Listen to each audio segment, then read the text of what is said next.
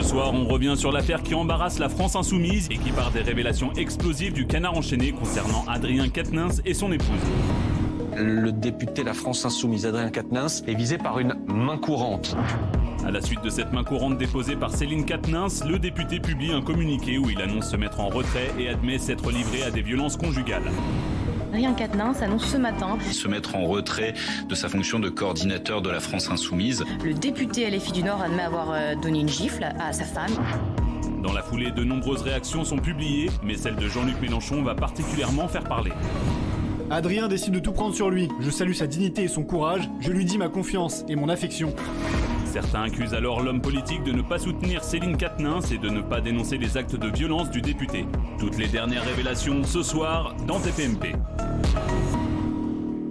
Alors, Adrien Quatennens, déjà, il est présenté comme le poulain de Jean-Luc Mélenchon. On disait vraiment que ce serait lui-même le successeur de Jean-Luc Mélenchon. Merci Sophie Dravinel, journaliste au Figaro que j'adore, Sophie, que j'ai rencontrée au détour d'une rue. Ouais. Et on s'est rencontrés, je faisais de la trottinette et j'ai rencontré Sophie dans la rue et on a discuté ensemble. Longtemps, un dimanche soir, il n'y avait personne dans la rue, c'est très marrant. Je vous jure que c'est vrai, on ne se connaissait pas.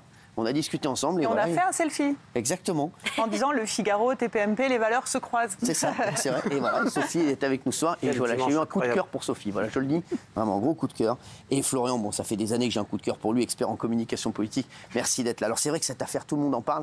Adrien Quatennens, c'est vraiment le poulain de Jean-Luc Mélenchon. Tout le monde disait qu'il allait prendre sa suite. Et là, il y a cette affaire qui arrive, mais on ne la comprend pas bien. Qu'est-ce qui s'est passé, Sophie? Est-ce que vous pouvez expliquer à nos téléspectateurs? Il y a eu des violences dans un couple. Voilà. Des violences fortes, répétées, a priori, selon le responsable lui-même, donc Adrien Quatennens, qui a mis une gifle à sa femme. Ils ont un enfant ensemble. Et puis, une année s'est déroulée. On ne sait pas trop ce qui se passe.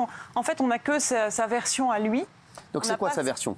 Sa version, c'est qu'il était désolé du fait que Céline, sa femme, veuille le quitter et que par désolation, il a eu des gestes violents. Et auparavant, un an auparavant, il s'était agacé contre elle, on ne sait pas pour quelle raison, et il lui avait mis une gifle. Voilà, ce qui est impardonnable et ce qui est un acte épouvantable et dont il s'est excusé publiquement. Maintenant, on n'a que sa version à lui, et donc c'est une version de violence. Et ça a fait beaucoup de bruit parce qu'en fait, sa compagne, sa femme, a déposé une main courante. Elle ne souhaitait pas que ce soit médiatisé. Après, évidemment, la main courante a été médiatisée. C'est vrai que les Insoumis ont beaucoup critiqué la police. Est-ce qu'il y a eu des fuites? Est-ce qu'il y a eu... C'est ça. On n'en sait rien. En tout cas, c'est sorti. En même temps, quand on dépose une main courante et qu'on est aussi un personnage public ou l'épouse d'un personnage public, ça sort plus facilement. Oui. On a su aujourd'hui qu'il y avait une enquête préliminaire qui a été... Donc le parquet à Lille a décidé d'ouvrir une enquête. Ça veut pas dire que c'est particulièrement grave, mais ça veut dire que le parquetier ou la parquetière a jugé, la justice a jugé que ça nécessitait d'être creusé, approfondi. Donc il s'est passé quelque chose. Voilà. Et donc là, la France insoumise par un de ceux, parce que je vous entends dire Adrien Quatennens était dirigé pour prendre la suite de Jean-Luc Mélenchon. Un des gros. De fait, oui. De fait, c'était un des forts. Il est vraiment dans le clan. Il est vraiment celui parmi les successeurs potentiels qui manie le mieux le verbe. À l'Assemblée, il est vraiment réputé pour ça. C'est un homme d'appareil, il est dans le clan rapproché. Et de fait, ça a créé un bazar complètement dingue. Et le problème, c'est que la première réaction de Jean-Luc Mélenchon, elle n'a pas du tout été à la hauteur. Alors justement, on va la voir, la réaction de Jean-Luc Mélenchon qui a fait énormément parler. Après, on va revenir sur l'affaire, si on pouvait nous mettre le tweet. Jean-Luc Mélenchon, la malveillance policière, le voyeurisme médiatique, les réseaux sociaux se sont invités dans le divorce conflictuel d'Adrien et Céline Quatennens. Adrien décide de tout prendre sur lui. Je salue sa dignité et son courage. Je lui dis ma confiance et mon affection. C'est vrai que c'est incroyable de faire un tel tweet. On va en parler bien sûr avec Florian dans un instant. Gilles, Sophie nous a donné des éléments de l'histoire. Est-ce que tu as d'autres éléments? Est-ce qu'ils sont ils sont plus ensemble, donc, mais il paraît qu'elle l'aiderait dans sa défense. Alors, qu'est-ce qui se passe? Alors, d'abord, ils avaient Jacques Dousselin comme avocate commune, tous les deux. Donc, au départ, c'est un divorce difficile. D'accord. Qui est réglé avec une avocate, l'avocate des deux. Et Céline, l'épouse, va déposer cette main courante, sans doute pour se prémunir en fonction du divorce. C'est-à-dire préserver ses intérêts et dire voilà ce qui s'est passé. C'est vrai qu'elle ne souhaitait pas que ce soit public. Mais moi, à ceux qui répondent que comme elle ne le souhaitait pas, ça n'aurait pas dû l'être, je dis c'est faux. Moi, je me félicite qu'aujourd'hui, quand sa main courante a été déposée, on ne l'a pas enterrée comme on l'a enterré. Là, Sophie nous parlait il y a un instant de violences répétées. Oui, il y a eu 3 scènes. priori, Il y a eu d'accord. 3 scènes. De ce qu'on sait. De ce qu'on sait, De ce qu'on sait, c'est ce qu'il y a dans la quelles sont les scènes? Il y a eu 3 scènes. Une scène avec une gifle, une scène où Adrien veut prendre le téléphone de Céline, et à ce moment-là, de sa femme, oui. il se dégage et visiblement elle se blesse au coude, et une scène où il y aurait eu, il dit elle m'a sauté dessus, etc. Donc il y a 3 scènes précises. Ça fait une répétition, un enchaînement. Et quand il y a eu la main courante, les policiers aujourd'hui sensibilisés à ça ont transmis à l'échelon supérieur. Oui, alors moi ce que je voudrais dire, c'est que quand même, ils ont de la chance d'être qui ils sont aussi pour que ce soit transmis à l'échelon supérieur. Et je sais que dans la justice, il y a quand même des soucis de lenteur des dossiers, et là c'est vrai que ça a été saisi très vite. Mais s'il y a eu au sein de la France insoumise, d'ailleurs comme chez les écologistes, parce qu'il y a une autre affaire qui est en train de monter ce soir, qui est celle de Julien Bayou, où chez les socialistes, ils mettent des cellules internes pour faire justice eux-mêmes dans les partis, c'est bien parce que justement, les personnes ne veulent pas déposer plainte ou déposer de main courante parce qu'ils ont le sentiment qu'on ne répond pas. Et le problème avec cette affaire, c'est que finalement, ils sont pris au propre piège de leur volonté de moraliser la vie politique en brandissant des pancartes en disant nous sommes des gens intègres, etc. Et là, qu'est-ce qui s'est passé avec la réaction de Jean-Luc Mélenchon? C'est la protection du clan. C'est même pas une réaction machiste de la part de Jean-Luc Mélenchon pour moi, parce qu'effectivement, il a été dans des mouvements ouvriers dans lesquels effectivement la domination masculine est assez nette, et encore aujourd'hui. Je pense au mouvement les vieux mouvements trotskistes dont il a été. Et en fait, c'est le clan Adrien Quatennens, c'est vraiment cette incarnation-là. Et donc, cette cellule qu'il y a eu chez eux, aujourd'hui, tous les soupçons, on peut avoir des gros soupçons. Et notamment sur Éric Coquerel, qui est un autre député, qui a eu aussi des soucis, ou Taha Bouafs, qui avait été écarté. Ils l'ont lâché. Non, il a toujours pas. Moi, je l'ai eu au téléphone aujourd'hui. Ils l'ont un peu lâché. Oui, mais je l'ai eu au téléphone aujourd'hui. Ils l'ont pas défendu autant qu'Adrien. Il a toujours pas d'infos sur les accusations qui ont été portées contre lui. Et donc lui, il se dit, j'ai été écarté pour des raisons politiques. Alors, cette affaire, donc c'est un divorce, voilà, comme il en arrive tout le temps. Ça faisait combien de temps qu'ils étaient ensemble? 13 ans. 13 ans, d'accord. Aujourd'hui, ils ont chacun un avocat, une avocate. C'est séparé maintenant. Mais on dit qu'elle essayait de l'aider dans sa communication, etc. Florian, c'est quoi cette histoire?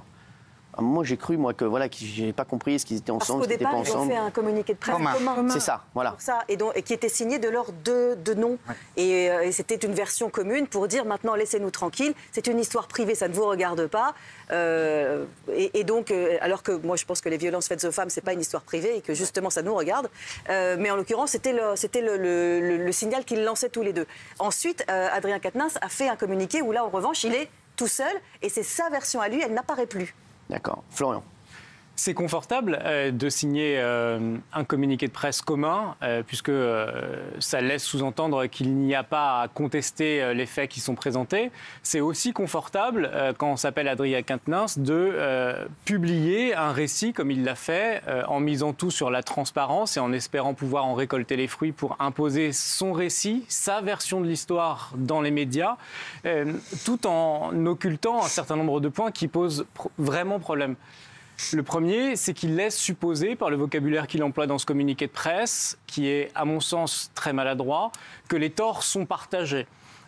Et c'est une difficulté quand vous êtes soupçonné, accusé ou que vous reconnaissez des violences conjugales. Ensuite, tout au long de son discours qu'il présente dans ce communiqué de presse, il ne cite pas le mot harcèlement, par exemple, alors qu'entre les lignes, il est facile de comprendre qu'il reconnaît être à l'origine d'un harcèlement contre son ex-femme.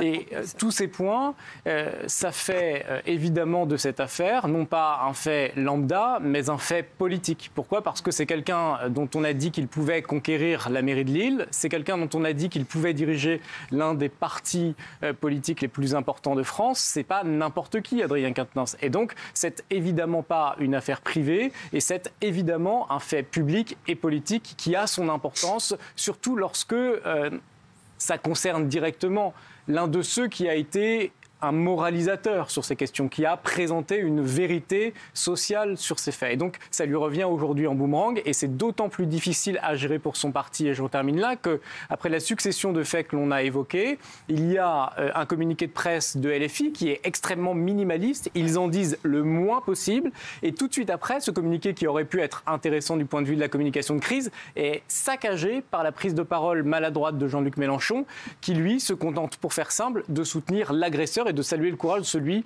qui a reconnu avoir été un agresseur. Oui, Guillaume. Non, moi je suis scandalisé par tous les gens qui minimisent les faits en fait. Le tweet de Jean-Luc Mélenchon, les gens qui disent oui mais ils étaient en plein divorce, ils étaient en train de s'engueuler, c'était une haine commune et réciproque. Mais en fait on s'en fout. Le mec il a levé la main sur sa femme, c'est honteux, et un homme qui lève la main sur sa femme c'est pas un homme, je suis désolé. Donc à partir de ce moment-là il n'y a plus de débat. Et une femme qui donne une gifle à son mari ? Bah pour moi c'est un homme qui use de sa supériorité en termes de force, c'est honteux de frapper les femmes quand on est un homme, c'est tout, et il a rien à faire à part se retirer et se taire. Franchement on ne connaît pas l'histoire hein, donc... Non mais il a avoué, il a reconnu avoir giflé sa femme. Voilà, rien que ça, en fait, ça suffit à le juger. Oui, Sophie. La question de l'instrumentalisation, elle est essentielle là, dans ce qui nous intéresse, parce qu'effectivement, c'est la succession de Jean-Luc Mélenchon qui est ouverte, et donc c'est toujours la question de la manipulation politique. Et c'est le cas pour Julien Bayou aussi. Ce soir, il y a une espèce d'action coordonnée de personnes. On parlait effectivement de la difficulté d'interpréter ces affaires-là.